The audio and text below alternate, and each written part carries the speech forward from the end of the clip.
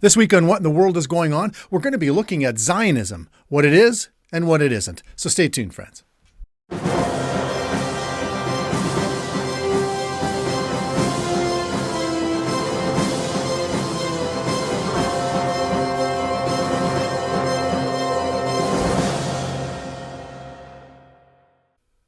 Last week, we looked at an article from August 31st and quoted Iran's foreign minister who blamed Zionists for the instability in the Middle East, saying that Christians, Muslims, and even Jews are being held prisoner by the Zionist entity in Palestine's historic territory.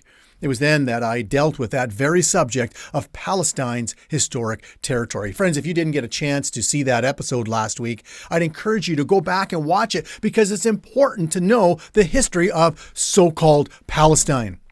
This week, however, we're going to be looking at Zionism, what it is and what it's not. And so let's first deal with what it's not.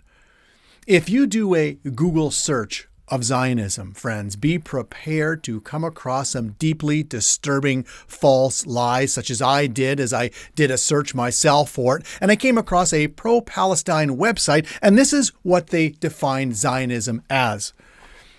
They say Zionism is a colonial movement supporting the establishment by any means necessary of a national state for Jews in historic Palestine. They go on to say that Zionism has functioned like colonialism, pointing to the violent ethnic cleansing of the indigenous Palestinian population and the building of illegal settlements in the occupied Palestinian territories. There again, friends, if you haven't watched last week's newscast on Palestine, go back and watch it while you still can, while it's still up and no one has removed it. But that's not Zionism. And while the world has bought into this lie, I'll tell you what, sadly, many Christians have as well. I just want to read a few Christian leaders here, pastors, into their comments on Zionism. Reverend Dr. Stephen Sizer, this is what he says. He says, Christian Zionism is the largest, most controversial, and most destructive lobby within Christianity.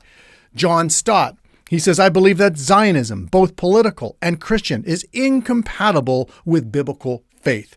Hank Hanegraaff, the Bible Answer Man, this is what he says. He says, Christian Zionist beliefs and behaviors are the antitheses of biblical Christianity. And then Tony Campola. He says the most serious threats to the well-being of the Palestinians in general and to the Christian Palestinians in particular come not from the Jews, but from Christian Zionists here in the United States. Seriously, friends, what Bible are they reading from? Certainly not the one I'm reading from. Look, friends, Zionism simply means that you identify with the Jewish people's right of return to the land that God gave to them as an everlasting possession. Yes, God swore it to himself in Genesis 15, a land he promised to Abraham and his descendants forever. Let me just read a couple verses for you here. Genesis chapter 17, verses 7 and 8. God says, I will establish my covenant between me and you and your descendants after you in their generations for an everlasting covenant, to be God to you and your descendants after you. Verse 8. Also, I give to you, speaking to Abraham, and your descendants after you, the land in which you are a stranger, all the land of Canaan as an everlasting possession, and I will be their God. Psalm 105, verses 8 to 11. God says he remembers his covenant forever, the word which he commanded for 1,000 generations, the covenant which he made with Abraham and his oath to Isaac, and confirmed it to Jacob for a statute, to Israel as an everlasting covenant, saying to you, I will give the land of Canaan as the allotment of your inheritance.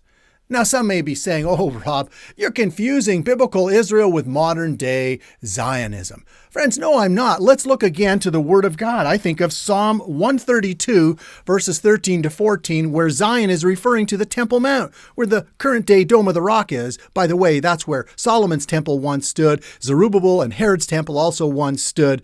And now the Dome of the Rock is there. That's the Temple Mount. And here, Psalm 132, verses 13 to 14, is referring to Zion as the Temple Mount. This is what we read. For the Lord hath chosen Zion. He has desired it for his dwelling place. This is my resting place forever. Here I will dwell, for I have desired it. And then Zechariah 1:14. Here, Zion referring to Jerusalem. God says, I am zealous, that is jealous for Jerusalem and for Zion with great zeal. Isaiah 40, verse 9, also referring to Zion as Jerusalem. O Zion, you who bring good tidings, get up into the high mountain, O Jerusalem. You who bring good tidings, lift up your voice with strength. Lift it up, be not afraid. Say to the cities of Judah, behold your God. And then Zechariah chapter 9, verse 13, referring Zion to all of Israel. This is what we read. For I have bent Judah my bow, fitted the bow with Ephraim. So here's talking about Judah, the lower two tribes of Israel, and then the 10 northern tribes in Ephraim. So it's talking about all of Israel. For I have bent Judah my bow, fitted the bow with Ephraim, and raised up your sons, O Zion, against your sons, O Greece, and made you like the sword of a mighty man. And so, friends, what it means to be a Zionist is to simply agree with what the God of this universe has established. It's not evil. It's not wicked. It's not heresy, as some are saying. No, friends, it's biblical. And if you have a problem with that, well, you need to take it up with the God of this universe. But be warned, because this is what God says in Psalm 127, verse 5. He says, let all those who hate Zion be put to shame and turn back. There's a warning for Christians. There's a warning for this world. And I'll leave that at that for this week. And so until next time, friends, this has been What in the World is Going On with the Friends of Israel Gospel Ministry. Have a good night, everyone.